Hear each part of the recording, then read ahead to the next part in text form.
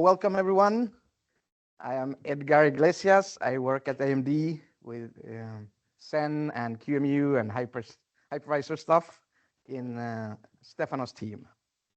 And today we'll be talking about virtio and some of the work we've been doing lately. Okay, I'm gonna get going. We have a lot to cover and I may not get through it all. There might be a demo if we have time at the end, a live demo. We'll see. Okay, so let's introduce virtio. So it's a standard for virtual devices. And there are a whole bunch of devices you can virtualize with it. I've got an example diagram here. At the bottom, we've got real hardware devices. At the top, we have guest VMs. And I've got a couple of examples here. The guests have the drivers, the virtio drivers, and they are not targeting actual hardware. They're targeting virtio. So it's sort of acting as a hardware abstraction layer. Then the hypervisor or the hypervisor environment, let's say it's a bit conceptual here. Doesn't exactly look like this in Xen, but I'll come to that later. So the hypervisor is responsible for proxying the virtio interfaces down to real hardware, right? So this gives us portability. Now you can have a guest VM that, for example, if you want to exchange your hypervisor and you bring in another hypervisor, God not forbid, but you can exchange from KVM to Xen, for example. Because Xen will provide the virtio interfaces, so you are decoupled from the actual hypervisor. Now you can also change hardware.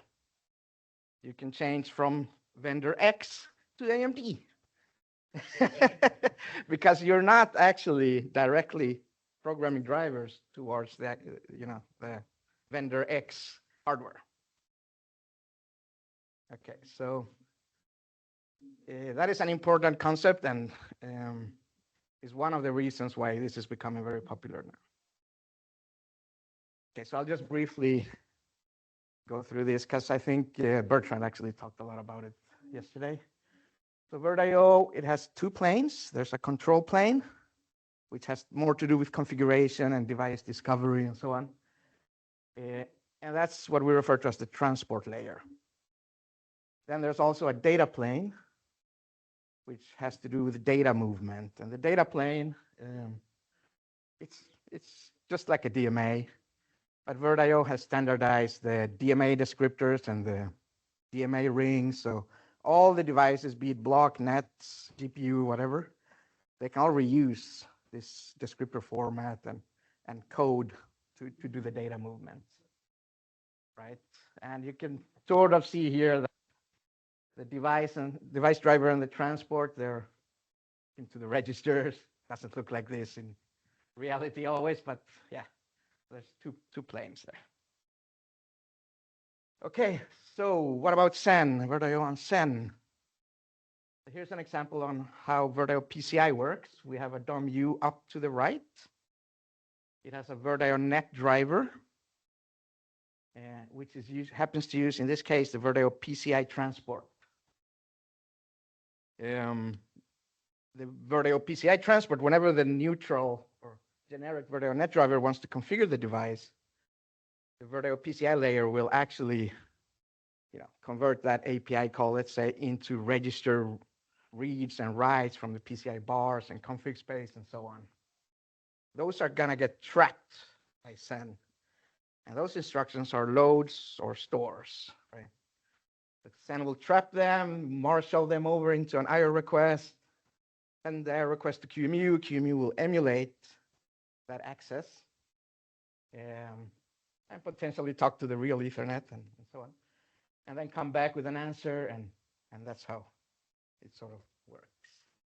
Now, for data movement, the DMA we were talking about before, QEMU actually has direct access to guest RAM, and it gets that access via foreign mappings or grant mappings.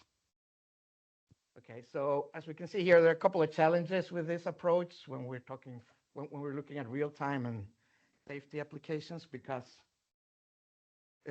one of these traps, let's say you do a memory write to the PCI bar of this virtio device, that will block the vCPU until QEMU gets back with an answer.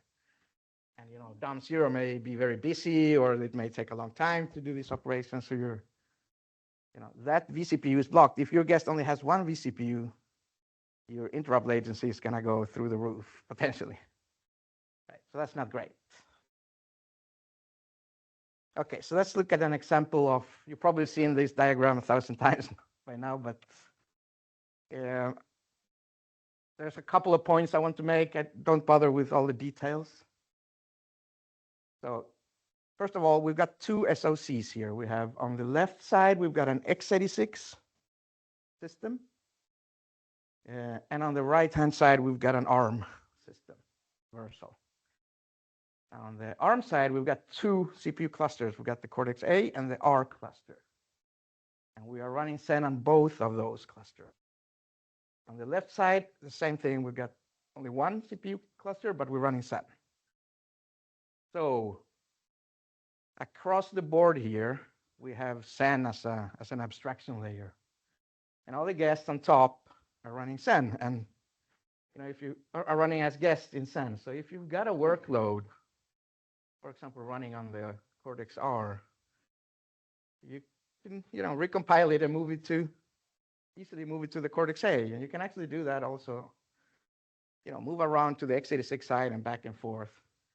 And it becomes a lot easier if you stick to virtio and not do direct, let's say, pass-through, because then you're sort of coupled to that hardware.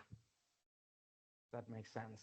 Now, what we're looking at now is not only being able to move devices and do virtio vertically, we want to do virtio across the systems. So we want to bring the flexibility to have a front and a driver, let's say on the Cortex-A, and the backend is running on the x86 side. So that is what this talk is about. Okay, so what are the challenges? How do we get there? So the trapping and emulation we have for virtio PCI doesn't apply. You can't trap a memory access that the ARM made on from the x86 side. It won't even notice that trap. It's not applicable. Also, trap and emulation, we talked about that before, is really bad for real-time and safety. So that's a problem. Also, we have a problem with DMAs, because if you remember, QEMU, the backend, it gets access to the guest memory by foreign or grant mapping. So it gets help from Xen to know let's say the virtual to physical address translation for the guest, which may not be one-to-one. So now we're talking about accessing guest memory that is running in another Xen instance on another core. So yeah, we cannot rely on foreign mappings and grant mappings. So that's also a challenge, and we don't want to restrict ourselves to one-to-one mappings. And then we also need notifications both ways. So we're not on the same Xen instance again, so we don't have event channels, or I can easily, with a function call, inject an interrupt. So that's also something we need to solve. Okay, so now we're going to look at virtio-msg, which is part of the solution. And Bertrand gave a great talk yesterday on prep-free virtio, talking about virtio-msg. And Bill had another great talk. Maybe you can raise your hands, Bill and Bertrand. So these are two experts, probably the two most experts in the world on virtio-msg. So if you want to talk about virtio-msg, take the opportunity on this event. So Bill gave a great talk on Linaro Connect earlier this year. I suggest you recommend to watch those on YouTube. Okay, so virtio-msg, it's a new transport. So with the new transport, we're going to be reusing all the drivers that we had before in virtio. We're going to reuse the DMA descriptors. It's just this little layer that implements how do you configure a device, how do you discover devices, and so on. So that's the new part. Does not rely on trapping and emulating. It's more like a small network protocol. So the guest will, the driver will essentially, let's say you wanted to do a memory access and a store to a bar register. Instead of doing that store, you're going to create a little message and send that over to the other side. Essentially with the same information, we have up-leveled it a little bit, but think about it like that. Okay. Okay, so that's what it is, and it is layered. So we have a generic virtio-msg transport, and then we have a specialized bus. It's a very shim layer at the bottom. It is responsible for moving these small messages. Okay, and there are many ways to do this. You can imagine a hardware mailbox that moves the messages, or you can do it as a software queue or FIFO on top of shared memory, or you could do hypercalls. I think that was what Bertrand sort of presented with hypercalls and FFA.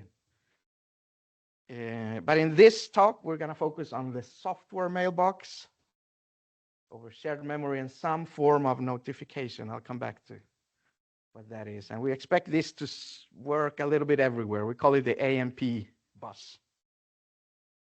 Okay, just a little bit short on the queues we use. This, I'm not specifying now how we're getting the shared memory and how we're doing notifications, but let's assume we have shared memory and notifications. So on top of that, we have a single producer and single consumer queue.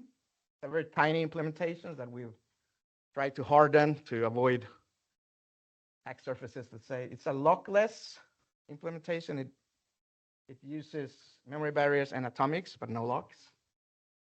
It's got an architecture-independent layout, so we're using very fixed types, no pointers or ints that change size depending on the architecture. Because remember, we want to talk, eventually we want to talk x86 to ARM, maybe 32-bit with 64-bit systems and so on. There's no pointers that can point outside of the shared memory. They're all indices that are easy to sanitize before use. And we're always working on copies of both the data and the indices. And we do that because we don't want the peer to modify our data while we're, parsing it. Okay, so here's one way we could establish the shared memory. We could, if we're running a Xen system, 2 guests, we could use foreign mappings or grants to set up some form of shared memory, and we could use event channels or interrupts to do notifications whenever we have updated our queue. And this is all good. It has great properties, right? We no longer trap and emulate. We just put the messages and notify, and the vCPUs can continue to run in the guest while QEMU operates on that message. Right, so this is great. But we could also lower this. And now we've lowered we're no longer using foreign mappings or grant mappings or event channels. Now we're using, let's say, more low-level mechanisms. We established a shared memory, perhaps through static definition or a reserved memory region there for us to use. And we're not using event channels. We're using inter-processor interrupts.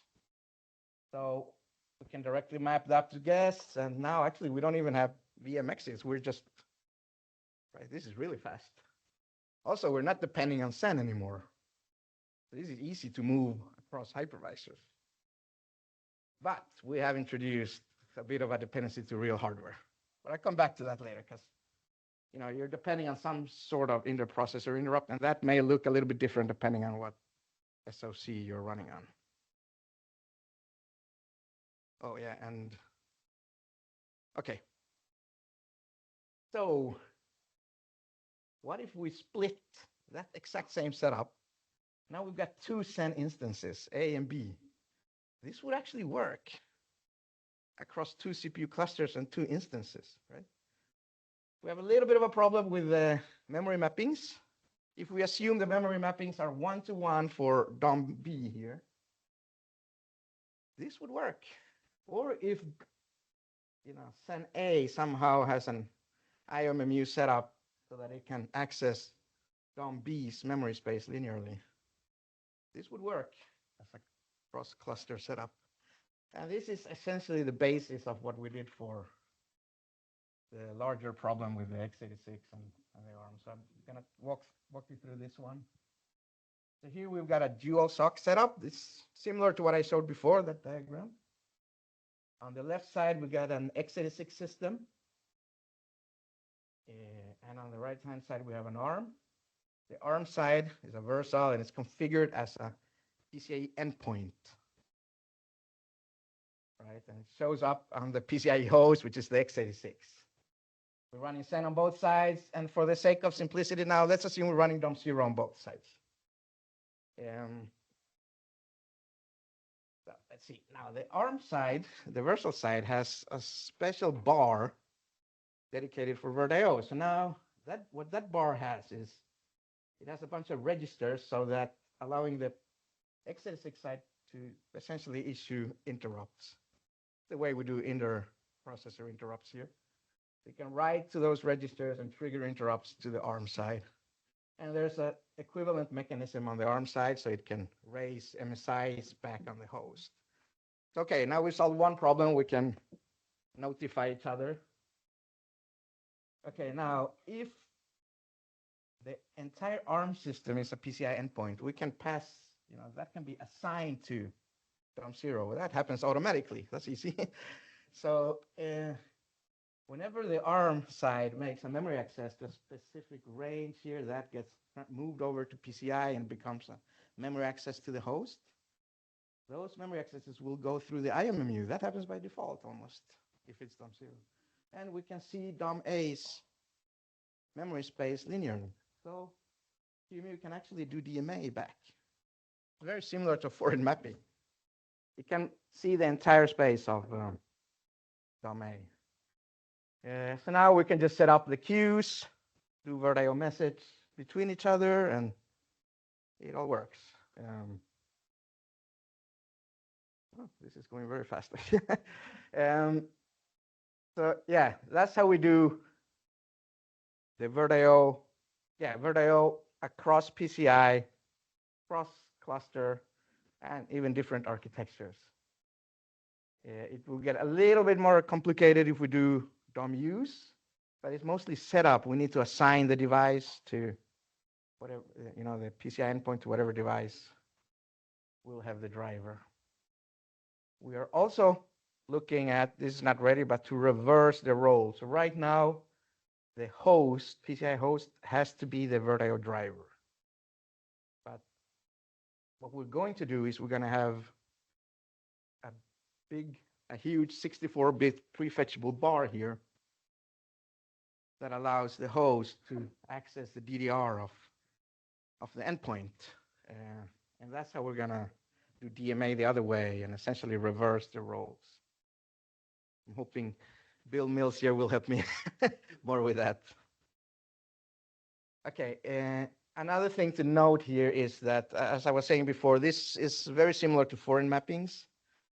Like if the backend here, QEMU, it gets access to the entire DOM-A space, and it can mess things up, right? So if you're running locally on a single Xen instance, we want to use grants because that gives the backend just selective access to just the DMA buffers you want to give it access to. So what we would need here to do the equivalent is to have a nested IMMU in DOM-A.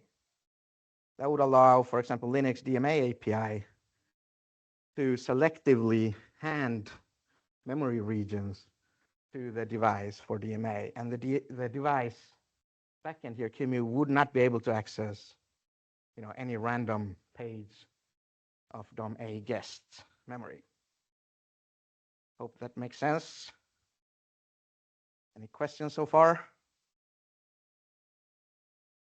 Yeah, interrupts. I think maybe you missed that. So there is a bar that the endpoint exposes, and in the programmable logic of the endpoint, there are a bunch of registers that are exposed through this bar. So the x86 side can write to that those registers, and those will trigger interrupts into the ARM gate. There's a little bit of FPGA logic here. This is actually, it depends on which virtual device you're using, how much is hardened or not. Yeah, it depends. And there is an equivalent register for the ARM cores to write to that register, and that will raise MSIs on the x86 side. That's a good question. Thanks, Stefano. Let's see. Okay, so here's another setup. So because virtio-msg is essentially emerging, it's not yet part of the Oasis specs. We hope it'll be, become part of it soon, but it'll maybe be some time where we have legacy guests that still use, not legacy, that still use the existing virtio transports. So here's one way we can bridge that gap and have an incremental step. So in this setup, it's the same setup with DOM zeros, but we've added two guests. Okay? So the way we see it here is that the hardware, the SoCs are obviously provided by the vendor AMD. And the send port is sort of provided by us, DOM zero and its drivers. Everything should be upstream, but it's still our drivers or drivers for our hardware, right? So we can expect to have a virtio-msg platform driver there for our platform. That totally makes sense, just as much as we have an Ethernet driver in that kernel. So that makes sense. Now, on the DOM use that our users or customers bring in, they may be moving that DOM U from some other vendor system or whatever, and we maybe don't want to, force them to have a virtio-msg, non-upstream emerging driver there. So the way to do that, one way to do that is to, have DOM zeros that set up the networking cross cluster. So there's let's say an Ethernet 2 on the left side on the x86 side, and there will be a tap 0 on the right-hand side. We can create Ethernet bridges and then hook in additional tap interfaces, and the DOM U's can use the, prehistoric, the existing traditional virtio PCIe. That makes sense. So now you can bring in DOM U's. Oh shit! I just started it. Okay. You can bring in DOM U's unmodified. Okay, so as we were saying before, IRX are not great for real time or safety, so we want to get rid of that. virtio-msg solves that problem, but it's not generally available yet, so can we find an incremental path towards non-blocking virtio? And here's another thing we were looking at. So we made an extension to virtio-mmio. We call it virtio-mmio non-blocking. So there's two new registers.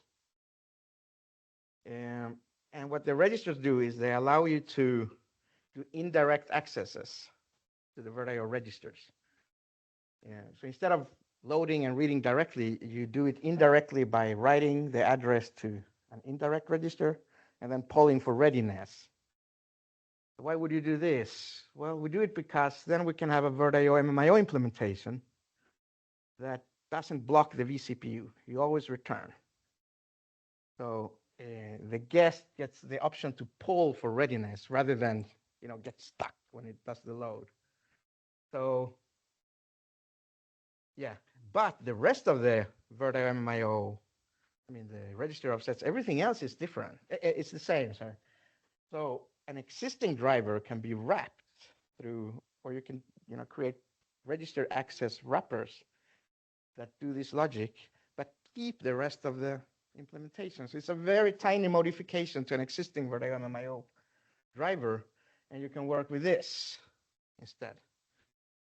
So we implemented what we call a VMP, a virtio-msg proxy, which talks virtio-mmio non-blocking to the guest. and talks virtio-msg to the backend. Right, so now we get basically a very tiny modification to an existing guest. And they become non-blocking, and we solve the real-time and safety issue with minimal changes. Right. So why did we choose virtio-msg? We could have chosen, for example, IRX to talk to the backend or something else. But actually, I think we're betting a little bit on virtio-msg becoming a standard, and it could be a general solution to how to talk to a backend, in sort of any circumstances. And it would also this would also work cross-cluster. You could do virtio-MMIO and have a virtio-msg bus that goes over the PCIe bus or over to another cluster in another way. It doesn't necessarily have to be local, right? So that's why we chose virtio-msg as the backend. Okay. Have a little more time. Some of the things we're looking at potentially doing. So we want to be able to reverse the roles. I mentioned this with a big bar. There is a request or some ideas that say that are today when we do virtio-PCIe in Xen, we actually have a completely separate segment, a separate PCI controller that is emulated by QEMU, and that's where we hang off the virtio-PCIe buses. But there is sort of a will to integrate virtio-PCIe with the existing vPCI in Xen. And this could be a way to do a small vPCI endpoint device that translates virtio-PCIe into virtio-msg. And here you can talk to individual backends, and it would already support the cross-cluster. Right. So here you would get virtio-PCIe talking to existing guests, unmodified, cross-cluster, all natively like this. So this is not something we've done yet, but would be interesting to look at. Another thing that would be interesting is to do, this is my last slide, is to do in-kernel vhost backends and to try to get a virtio-msg transport in the kernel that would allow hyperlaunch and DOM seroless to get access to, for example, a virtio block rootfs much quicker. You don't need to wait for user space to come up. It would sort of be similar to PV block. That would take. Okay, that was it. I'm out of time. Do we have time for questions?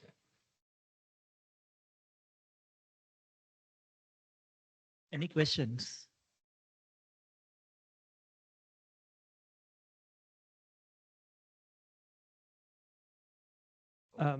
So very early in the presentation, you mentioned that the queue for messages was lockless. Yes. And these, in order to make things lockless, typically need reasonably complicated atomic actions. Where does this memory reside? Are there PCI messages that specifically are doing fetch and add or complicated things like that? Or what is the locklessness of the queue? Right. So that's a good question. So the queue can reside in many places, but right now in the cross PCI implementation, it resides on the driver side. Right. And we're doing atomic accesses on both sides.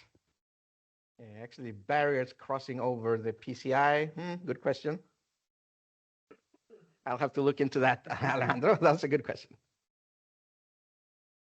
I forgot to show this. This is the new board, the 5050A. So we're running the cross-cluster virtio-PCI on this. Yeah. Which board is that? This is the 5050A, Sapphire's 5050A with an x86 and Versal device.